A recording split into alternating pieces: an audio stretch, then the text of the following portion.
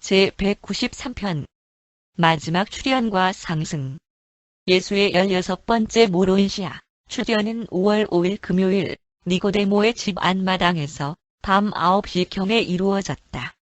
이날 저녁 예루살렘의 신자들은 부활 사건 이후 처음으로 함께 모이고자 시도하였다. 이때 모인 사람들은 11사도들과 여자 대원들과 그들의 친구들, 다수의 그리스인들을 포함한 50여 명의 다른 수제자들이었다. 이 심자들 무리가 30분 이상 자유롭게 서로 이야기하고 있을 때 갑자기 모로인시아 주가 선명한 모습으로 나타났으며 즉시 그들을 가르치기 시작하였다. 예수는 이렇게 말씀하였다. 평강이 너희에게 있으라. 너희들은 내가 육신에서 해방된 후에 나타난 신자들, 사도들과 제자들, 남자들과 여자들 중에서 가장 대표적인 무리들이다. 내가 이전에 너희들과 함께 하는 이 기간이 끝나게 되리라고 말한 것. 내가 곧 아버지께로 돌아가야 한다고 너희에게 말한 것을 증거하도록 내가 너희들을 이제 부른 것이다. 그리고 그때의 사제들과 유대인 통치자들이 어떻게 나를 죽이도록 넘겨주고 그리고 내가 무덤에서 살아날 것을 분명하게 너희에게 이야기했다. 그런데 이 모든 일들이 일어났을 때 너희들은 어찌하여 그토록 당황하였느냐? 그리고 내가 셋째 날에 무덤에서 살아났을 때 너희는 왜 그렇게 놀랐느냐? 너희는 내 말의 의미를 깨닫지 못하면서 들었기 때문에 내 말을 믿지 못하였다. 그러니 너희는 이제 내가 가르치는 것을 가슴에서는 이해하지 못하면서 마음으로만 듣는 오류를 또 다시 하지 않도록 내 말에 귀를 잘 기울여야 할 것이다. 내가 너희들 중에 한 명으로서 나의 체류의 시작부터 하늘에 계신 내 아버지를 이 세상에 있는 그의 자녀들에게 나타내는 것이 나의 한 가지 목적이라는 것을 너희에게 가르쳤다. 나는 너희가 하느님을 아는 생애를 체험할 수 있도록 하느님을 계시하는 증여의 삶을 살았다. 나는 하느님을 하늘에 계신 너희들의 아버지임을 계시하였다. 나는 너희들을 세상에 있는 하느님의 아들들임을 계시하였다. 하느님께서 자기 아들들인 너희를 사랑하시는 것이 사실이다. 내 말을 신앙으로써 이 사실은 너희 가슴 속에서 영원하고 살아있는 진리가 될 것이다. 살아있는 신앙에 의해서 너희가 거룩하게 하느님을 의식하게 되면 너희는 빛과 생명의 자녀로서 영으로부터 태어나며 영원한 생명으로 우주들의 우주로 상승하고 낙원 천국에 계시는 하느님 아버지를 만나는 체험을 성취하기까지 한다. 나는 너희에게 사람들 속에서 너희가 해야 할 임무는 왕국 복음, 하느님의 아버지 신분의 실체와 사람의 아들 관계의 진리, 을 전파하는 것임을 기억하라고 충고한다. 단지 구원하는 복음의 일부분만이 아니라 기쁜 소식의 전체 진리를 전파해라. 너희가 전해야 할 내용은 나의 부활 체험에 의해서 변경되지 않는다. 신앙으로 인하여 하느님과의 아들 관계가 된다는 것은 여전히 왕국 복음의 구원의 진리이다. 너희는 하느님의 사랑과 사람의 봉사를 전파하며 나아가야 할 것이다. 세상이 반드시 알아야만 하는 것은 사람은 하느님의 아들들이고 그들은 신앙을 통하여 이 고양하는 진리를 실제로 깨달을 수 있으며 일상적으로 체험할 수 있다. 나의 증언은 모든 사람들이 그들은 하느님의 자녀라는 것을 알게 하는데 도움을 주겠지만 만일 그들이 영원한 아버지의 살아있는 영의 아들들이라는 구원의 진리를 신앙으로 파악하는 일에 개인적으로 실패한다면 그러한 지식만으로는 충분한 것이 못 된다. 왕국 복음은 아버지의 사랑과 세상에서 그의 자녀들의 봉사에 관련된 것이다. 내가 죽음으로부터 살아난 것에 대한 지식을 여기에 있는 너희들끼리 서로 나누고 있지만 그것은 전혀 이상한 일이 아니다. 나는 내 생명을 버릴 권세도 가졌고 그것을 다시 취할 권세도 가졌으며 아버지는 그러한 힘을 그의 낙원 천국 아들들에게 주신다. 내가 요셉의 새 무덤을 떠난 후 즉시로 한 시대에 죽은 자들이 영원한 상승을 시작하였다는 것을 알았다면 너희 마음의 자극을 받았을 것이다. 내가 너희를 사랑하고 섬김으로써 내가 너희에게 하느님을 계시하는 것이 되는 것처럼 너희들에게 어떻게 하면 사랑의 봉사를 통하여 너희가 너희 동료들에게 하느님을 계시하는 것이 되는 지를 보여주기 위하여 내가 육신으로 나의 일생을 살았다. 너희들 자신은 물론 다른 모든 사람들도 너희가 하느님의 아들들임을 알 수 있도록 내가 사람의 아들로서 너희들과 함께 살았다. 그러므로 너희는 이제 온 세상으로 가서 모든 인류에게 이 하늘의 왕국 복음을 전파하여라. 내가 너희를 사랑한 것처럼 모든 사람을 사랑하라. 내가 너희를 섬긴 것처럼 너희 동료들을 섬겨라. 너희가 대가 없이 받았으니 대가 없이 주어라. 내가 아버지께로 가는 동안 그리고 내가 진리의 영을 너희에게 보낼 때까지만 이곳 예루살렘에 머물러라. 그는 너희를 커다란 진리로 인도할 것이며 너희가 온 세상으로 나아갈 때 내가 너희와 동행할 것이다. 나는 항상 너희와 함께 있을 것이며 내 평강이 너희와 함께 있기를 바란다. 주는 그들에게 말씀을 마친 후에 그들의 시야로부터 사라졌다. 이심자들이 헤어진 것은 거의 날이 셀 무렵이었으며 그들은 주의 훈계를 진지하게 토론하고 그들에게 일어난 모든 일들을 심사숙고하면서 밤새도록 같이 있었다. 야고보 세베대와 다른 사도들도 갈릴리에서 모론시아 주와 함께 가졌던 그들의 체험을 그들에게 이야기하였으며 그가 그들에게 3번 나타나신 것에 대해서도 이야기하였다. 1. 시카에 나타나심. 5월 13일 안식일 오후 4시경에 주는 시카에 있는 야곱의 우물 근처에서 75명가량의 사마리아인들과 날다에게 나타났다. 그 심자들은 예수가 생명의 물에 관하여 날다에게 말씀하였던 이 우물 근처의 이 장소에서 만나는 것이 습관처럼 되어 있었다.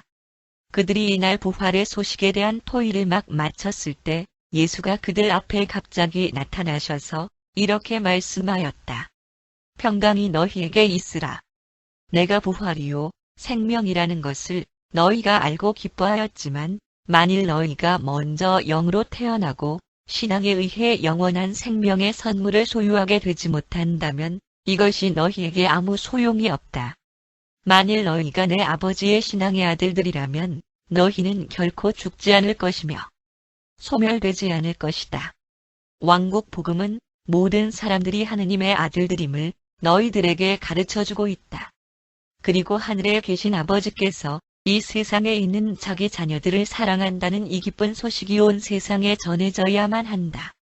너희가 게리짐산도 아니고 예루살렘도 아닌 어디든지 너희가 있는 바로 그 자리에서 영적으로 그리고 진실하게 하느님께 경배 드리는 그때가 도래하였다. 너희 혼을 구원하는 것은 바로 너희들의 신앙이다. 구원은 자신이 하느님의 아들임을 믿는 모든 사람들에게 주시는 하느님의 선물이다. 그러나 속지 마라. 구원이 하느님께서 대가 없이 주시는 선물이고 신앙으로 받는 모든 사람들에게 수여되는 것이지만 이 영의 생명이 육신으로 살 때 그 열매를 맺는 체험이 자연적으로 따라오는 것은 아니다. 하느님의 아버지 신분의 교리를 받아들인다는 것은 사람들의 형제 신분이라는 동반되는 진리도 거리낌 없이 받아들인다는 것을 내포한다. 그리고 만일 어떤 사람이 너희 형제라면 그는 이웃보다 더 깊은 관계이며 아버지는 너희 자신처럼 그를 사랑할 것을 너희에게 요구한다. 너희 형제가 정말로 너희 가족의 일원이라면 너희는 가족으로서의 애정으로 그를 사랑할 뿐만 아니라 너희 자신에게 하는 것처럼 섬기게 될 것이다. 너희가 내 형제이기 때문에 나의 사랑과 섬김을 받은 것처럼 너희도 그렇게 너희 형제를 사랑하고 섬기게 될 것이다. 그러니 온 세상으로 가서 모든 종족과 민족과 국가들에게 이 기쁜 소식을 전파하라. 내 영이 너희들의 앞서서 갈 것이며 내가 항상 너희와 함께 있을 것이다. 이 사마리아인들은 주의 이 출현에 크게 놀랐으며 그들은 가까운 성읍과 마을로 급히 나가서 그들이 예수를 보았다는 그리고 그가 그들에게 말씀하였다는 소식을 그곳에서 널리 전하였다. 그리고 이것은 주의 17번째 모론시아 출현이었다. 2. 페니키아에 나타나심. 주의 18번째 모론시아 출현은 5월 16일 화요일 저녁 9시 조금 전에 티레에서 있었다. 그는 신자들이 모임을 마치고 막 흩어지려고 할 때 다시 나타났으며 이렇게 말씀하였다. 평강이 너희에게 있으라. 너희는 사람의 아들이 죽음에서 살아난 것을 알게 된 것을 기뻐해라. 왜냐하면 그것에 의하여 너희들 자신과 너희 형제들도 역시 필사자 죽음에서 생존될 것을 너희가 알게 되었기 때문이다. 그러나 그러한 생존은 너희에게 사전에 진리를 찾고 하느님을 발견하는 영적 탄생이 이루어졌는지에 달려있다. 진리에 굶주리고 정의에 목마른 하느님을 향한 자들에게만 그것으로부터 생명의 빵과 물이 주어진다. 죽은 자가 부활한다는 사실은 왕국 복음이 아니다. 이러한 엄청난 진리들과 우주의 사실들은 기쁜 소식을 믿은 결과의 일부분으로서 모두 이 복음과 관련되며 그리고 신앙으로 정말로 그리고 진실로 영원 하느님의 영속하는 아들들이 된 사람들이 그 후에 갖게 되는 체험에 포옹된다. 내 아버지는 아들 관계의 이권을 모든 사람들에게 선포하시기 위하여 나를 이 세상에 보내셨다. 그리고 나도 아들 관계의 이권을 전파하기 위하여 너희를 보낸다. 구원은 하느님의 대가 없는 선물이지만 영으로 태어난 사람들은 자기 동료 창조체들을 사랑으로 섬김으로써 영의 열매를 즉시 보여주기 시작할 것이다. 그리고 영으로 태어나고 하느님을 아는 사람들의 삶 속에서 맺히게 되는 신성한 영의 열매들은 사랑으로 섬김, 애타적인 헌신, 불굴의 충성심, 진지한 공정성, 계몽된 정직성, 사라지지 않는 희망, 자신하고 있는 신뢰, 자비로운 사명활동, 시종여일한 덕, 용서하는 인내심, 그리고 오래 지속되는 평화이다. 만일 신자임을 고백한 자들이 그들의 삶 속에서 신성한 영으로부터 나오는 이러한 열매를 맺지 못한다면 그들은 죽어있는 것이며 진리의 영이 그들 속에 없고 그들은 살아있는 포도나무에 붙어있는 쓸모없는 가지들이며 곧 잘라버리게 될 것이다. 내 아버지는 신앙의 자녀들에게 영의 열매를 많이 맺을 것을 요구한다. 그러므로 만일 너희에게 열매가 없다면 너희들의 뿌리들을 파내시고 열매 맺지 못하는 가지들을 잘라버리실 것이다. 너희는 하느님의 왕국 안에서 하늘 방향으로 진보하면서 점점 더 많은 영의 열매를 맺어야만 한다.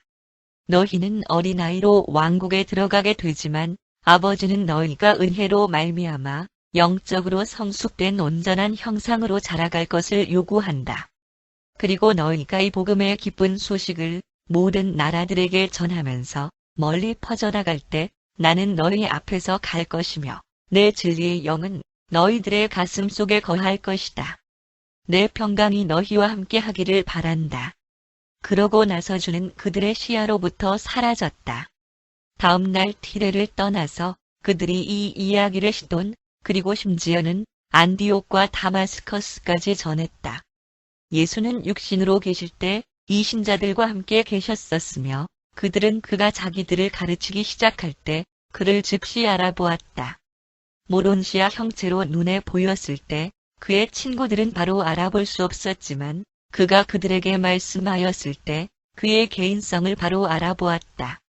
3. 예루살렘에서의 마지막 출현 5월 18일 목요일 아침 일찍 예수는 모론시아 개인성으로서 마지막으로 이 세상에 나타났다. 11사도들이 마리아 마가의 다락방에서 아침 식사를 들기 위해 앉으려고 할 때 예수가 그들에게 나타났으며 이렇게 말씀하였다. 평강이 너희에게 있으라. 내가 아버지께로 올라갈 때까지 그리고 모든 육체에게 곧 부어지고 높은 곳으로부터 힘을 너희에게 수여할 진리의 영을 내가 너희에게 보낼 때까지 이곳 예루살렘에 머물러 있으라고 너희에게 부탁했었다. 시몬 제일롯대가 예수의 말씀을 가로막으며 그렇다면 주여, 당신께서 그 왕국을 다시 세우실 것입니까? 그리고 하느님의 영광이 이 세상에 나타나는 것을 우리가 보게 됩니까? 라고 물었다. 시몬의 질문을 다 들으신 예수가 이렇게 말씀하였다. 시몬아, 너는 아직도 유대인의 메시아와 물질적인 왕국에 대한 옛 관념들에 이직 매달려 있구나. 그러나 영이 너에게 임한 후에 너는 영적 힘을 받게 될 것이며 너는 곧 온 세상에 나가 이 왕국 복음을 전파할 것이다. 아버지께서 나를 세상에 보내신 것처럼 나도 너희를 보낸다. 그리고 너희들이 서로 사랑하고 신뢰하기를 바란다. 유다는 그의 사랑이 식었기 때문에 그리고 그의 충실한 형제인 너희를 신뢰하지 않았기 때문에 너희와 더 이상 함께 있지 않은 것이다. 너희는 성서에 혼자 있는 것이 사람에게 좋지 않다. 아무도 혼자 살 수 없다. 라고 쓰여 있는 것을 읽어보지 못하였느냐? 그리고 또 친구가 되고자 하는 사람은 자신의 호의를 보여주어야만 한다고 쓰여 있는 것을 읽어보지 못하였느냐? 그리고 내가 너희를 보내어 가르치게 했을 때에도 너희가 외로움에 빠지지 않도록 그리고 고독한 해독과 고통에 빠지지 않도록 둘씩 짝을 지어 보내지 않았느냐? 또한 너희도 잘 알다시피 내가 육신으로 있을 때 나 혼자서 오랜 기간 떨어져 있지 않으려고 조심하였다. 우리가 함께 일하는 초기부터 나는 너희들 중에 두세 사람이 항상 내 옆에 있도록 하였고 내가 아버지와 교제를 나눌 때에도 아주 가까운 곳에 있도록 하였다. 그러므로 서로 신뢰하고 자신하도록 해라. 그리고 오늘날 내가 너희들을 홀로 이 세상에 남겨두게 되었으니 이러한 것들이 더욱 필요하다. 그때가 왔고 나는 곧 아버지께로 떠날 것이다. 말씀을 마친 그는 그들에게 자기를 따라오라고 손짓으로 부르시고 그들을 데리고 올리브 산으로 올라가셨으며 그곳에서 유란시아를 떠나는 준비로 그들에게 작별 인사를 하였다. 올리브 산으로 가는 여행은 매우 장엄하였다. 그들은 다락방을 떠날 때부터 예수와 함께 올리브 산에서 쉴 때까지 아무도 말이 없었다. 4. 유다가 패망한 이유. 주께서 사도들에게 작별 인사를 하면서 서두에 유다를 잃은 것에 대해 언급하였고 사회에서의 그리고 형제우애에서의 고립의 위험성에 대하여 엄중히 경고함으로써 그들의 배반적인 동료 일꾼에 대한 비극적인 숙명을 거론하였다. 주의 말씀에 조명하여 그리고 지나간 수세기 동안에 계속 발전되어 온 깨우침의 견지에서 유다의 실패의 원인들을 간단히 돌이켜보는 일은 현 시대나 앞으로 오는 시대들의 신자들에게 도움을 줄 수 있을 것이다. 우리가 이 비극을 돌이켜보면서 우리는 유다가 애초부터 그의 매우 두드러진 고립된 개인성, 통상적인 사회적 접촉으로부터 멀어지고 안으로 폐쇄된 개인성이기 때문에 그릇됨에 빠졌다고 착상하고 있다.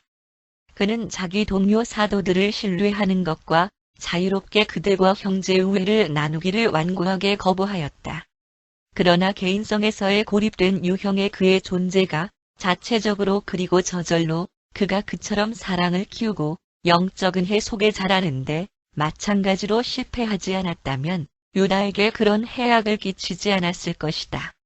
게다가 설상가상으로 그는 고집스럽게 원한을 품고 있었으며 복수심과 같은 심리적인 적과 그리고 그의 모든 실망감에 대하여 누군가에게 똑같이 갖도록 하려는 일반화된 열망을 키워가고 있었다.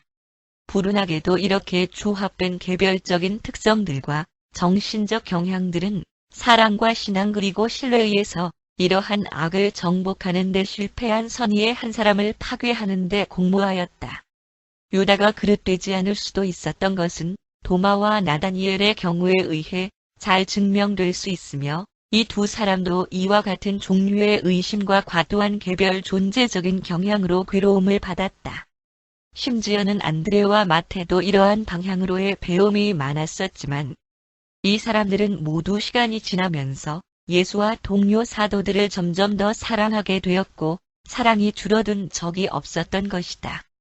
그들은 진리에 대한 지식과 은혜가 더욱 깊어졌다. 그들은 점점 더 깊이 형제들을 신뢰하였고 동료들을 자신할 수 있는 능력이 서서히 개발되었다. 유다는 자기 형제들을 신뢰하는 것을 고집스럽게 거절하였다. 그는 그의 감정적 갈등들의 누적으로 자기 표현의 위안을 찾도록 강요되었을 때 그는 변함없이 영적이지 못한 자기 친척들이나 우연히 만난 친구들로부터 어리석은 위안을 받고 충고를 구하였으며 그들은 유다도 이 세상에서 선별된 12명의 대사들 중 하나인 하늘 왕국의 영적 실체들의 진보와 번영에 대하여 냉담하든지 아니면 실질적으로 적대자들이었다. 유다는 이 세상에서의 갈등과 투쟁함에 있어서 다음과 같은 개인적 경향들과 성격적 연약성 때문에 패배하였다. 1. 그는 인간 존재에서 고립된 유형이었다. 그는 매우 개별적이었으며 뿌리가 깊어진 문이 닫힌 가운데 성장하기를 선택하였으며 개인에서 비사교적인 유형이었다. 2. 소년 시절에 그는 너무 안일한 일생을 살았다. 그는 방해받는 것을 무척 싫어하였다. 그는 항상 승리를 기대하였고 지는 경우가 거의 없었다. 3. 그는 실망에 대처할 수 있는 철학적인 기법을 습득하지 못하였다. 인간 실제의 정상적이고 일반적인 특징으로서 실망감들을 받아들이는 대신에 그는 항상 자신의 모든 개인적 어려움과 실망에 대하여 자기 동료들 중 특정한 사람이나 아니면 어떤 무리의 탓으로 돌리곤 하였다. 4. 그는 항상 악한 감정을 품게 되었다. 복수의 관념을 항상 품었다. 5. 그는 사실들에 솔직하게 대처하는 것을 좋아하지 않았으며 일생의 상황들에 대해서 정직하지 못한 태도를 취하였다. 6. 그는 자신의 개인적 문제들에 대해서 가까운 동료들과 의논하기를 싫어하였으며 진실한 자기 친구들과 자기를 진심으로 사랑하는 사람들과 자신의 문제들을 이야기하지 않으려고 하였다. 그들이 함께 지낸 지난 수년 동안 그는 순전히 개인적 문제에 대해서는 한 번도 죽게 상의하지 않았다. 7. 이러한 육신으로의 짧은 일생 동안 항상 공급되지는 않지만 고상한 삶에 대한 진정한 보상은 결국 영적 상급이라는 사실을 그는 전혀 깨닫지 못하였다. 변치 않는 그의 개인성 고립의 결과로 그의 비탄은 배가 되었고 그의 슬픔은 깊어졌으며 그의 근심은 증대되었고 그의 절망감은 심화되어 견딜 수 있는 한계를 거의 초과하였다. 자기중심적이고 극도로 개별주의적인 이 사도가 심리적으로, 감정적으로, 그리고 영적으로 많은 문제들을 갖고 있었지만 그에게 주된 문제는 다음과 같았다. 개인적으로 그는 고립되어 있었다. 마음적으로 그는 의심이 많고 복수심이 가득하였다. 체질적으로 그는 무뚝뚝하고 악의가 있었다. 감정적으로 그는 사랑이 없고 용서하지 못하였다. 사회적으로 그는 자신하지 못하였고 거의 전적으로 자제한적이었다. 영적으로 그는 거만하고 이기적으로 야심적인 사람이 되어갔다. 생에서는 그는 자신을 사랑하는 사람들을 무시하였고 죽음에서는 고독하였다. 선의를 가졌었고 한때는 예수를 진지하게 믿었던 사람이 개인성 변환의 긴밀한 관계를 수년 동안 가진 후에도 불구하고 어떻게 하여 자기 동료들을 저버리고 신성한 목적을 무시하고 그의 거룩한 소명을 포기하고 그리고 거룩한 주를 배반하게 되었는지를 함께 어우러진 이러한 마음적인 요소들과 악의 영향들이 설명해준다. 5. 주의 상승. 말이 없고 어느 정도 어리둥절이는 11명의 사도들과 함께 예수가 올리브 산 서쪽 기슭에 도착한 것은 5월 18일 목요일 아침 7시 30분경이었다. 그 산의 3분의 2 정도 되는 이 위치에서 그들은 예루살렘을 바라볼 수 있었고 겟세마네를 내려다볼 수 있었다. 예수는 이제 유란시아를 떠나기에 앞서서 사도들에게 마지막 작별 인사를 하려고 하였다. 거기에 그가 그들 앞에 서자 지시가 없는데도 그들은 그의 주위에 둥글게 원을 그리며 무릎을 꿇었다. 그리고 주가 말씀하였다. 너희가 높은 곳으로부터 힘을 받을 때까지 예루살렘에 머물러 있으라고 내가 너희에게 지시하였다. 이제 나는 너희를 떠나려고 한다. 내 아버지께로 올라갈 것이고 곧 매우 가까운 시일 내에 우리는 내가 머물렀던 이 세상으로 진리의 영을 보낼 것이며 그가 오면 너희는 먼저 예루살렘에서 그 다음에는 세상 구석구석까지 왕국 복음을 새롭게 선포하게 될 것이다. 내가 너희를 사랑한 그 사랑으로 사람들을 사랑하고 내가 너희를 섬긴 것처럼 너희 동료들을 섬겨라. 너희 일생 속에서 맺히는 영의 열매들로 말미암아 사람이 하느님의 아들이고 사람들은 서로 형제라는 진리를 사람들이 믿게 될 것이다. 내가 너희에게 가르친 모든 것들과 너희 속에서 내가 살았던 그 일생을 기억해라. 나의 사랑이 너희를 보호하고 내 영이 너희 안에 거할 것이며 내 평강이 너희에게 임할 것이다. 잘 있어라. 모론시아 주가 이 말씀을 마치셨을 때 그는 그들의 시야로부터 사라졌다. 소위 예수의 상승이라고 불리는 이 사건은 유란시아에서 모론시아의 생애를 사신 40일 동안 사람들 눈에서 사라지신 다른 경우들과 아무런 차이가 없었다. 주는 예루살렘을 거쳐 에덴시아로 가셨으며 그곳에서 낙원 천국 아들의 감독 아래 지도자들이 나사렛 예수를 모론시아 상태로부터 벗어나게 하였고 상승하는 영적 통로를 통해 낙원 천국의 아들 관계의 지위로 그리고 구원자별의 최극 주권자의 지위로 돌아왔다. 모론시아 예수가 자기 아버지의 오른편으로 상승하기 시작하고 그곳에서 네바돈 우주에 대한 그의 완벽한 주권을 공식적으로 확정받으시기 위하여 그의 11명의 사도들의 시야에서 사라지신 것은 이날 아침 7시 45분경이었다. 6. 베드로가 회의를 소집함. 베드로의 지시에 따라서 요한 마가와 다른 사람들은 마리아 마가의 집에서 모이도록 수제자들을 부르러 나갔다. 10시 30분이 되었을 때 120명에 달하는 예루살렘에 사는 예수의 제자 대부분이 주의 작별 설교에 대한 보고를 듣기 위하여 그리고 그의 상승에 대해 알기 위하여 모였다. 이 무리들 중에는 예수의 어머니 마리아도 있었다. 사도들이 최근에 갈릴리에 머물러 있다가 예루살렘으로 돌아왔을 때 그녀도 요한 세베대와 함께 왔다. 그녀는 오순절이 지난 직후에 벳세다에 있는 살로메의 집으로 돌아갔다. 예수의 형제 야고보 역시 이 회의, 주가 이 세상에서의 생애를 마친 후에 소집된 그의 제자들의 첫 번째 회의에 참석하였다. 시몬 베드로는 자청하여 동료 사도들을 대신하여 말하였으며 11사도들과 주의 마지막 만남에 대해서 흥미진진하게 설명하였고 주의 마지막 인사와 상승하여 사라지시는 장면을 감동적으로 묘사하였다. 이 세상에서 전에 한 번도 일어난 적이 없는 그런 회의였다. 이렇게 하기까지에는 이 회의가 1시간 이상 지속되지는 않았다. 베드로는 그때 가룟 유다를 대신할 사람을 뽑아야 한다고 설명하였으며 이 자리에 천거된 두 사람, 마띠아와 유스도 중에서 사도들이 결정할 수 있도록 휴회가 선언되었다. 그 후에 11사도들은 아래층으로 내려갔으며 두 사람 중에서 유다를 대신하여 사도가 될 사람을 결정하기 위하여 제비를 뽑기로 동의하였다. 제비는 마띠아 쪽으로 뽑혔으며 그는 새로운 사도로 임명되었다. 그는 직책을 정식으로 받게 되었으며 회계원으로 지명되었다. 그러나 마띠아는 그 후에 사도들의 활동에서 거의 역할을 하지 않았다. 오순절이 지나간 직후에 쌍둥이 형제는 갈릴리에 있는 자기들 집으로 돌아갔다. 시몬 제일롯때는 복음을 전도하러 나가기 전에 한동안 쉬었다. 도마는 보다 짧은 기간 동안 고민한 후에 다시 가르치기 시작하였다. 나다니엘은 초기의 왕국 복음 대신에 예수에 관하여 설교하는 베드로와 점점 더 의견이 달라졌다.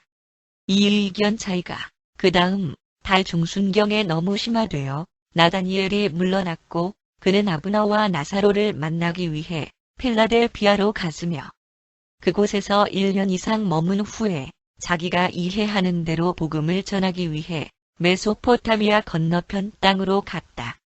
원래의 12명의 사도들 중에서 남은 6명은 예루살렘에서의 초기 복음 선포 무대 위에서 배우들이 되었으며 베드로, 안드레, 야고보, 요한, 빌립, 그리고 마태가 그들이었다.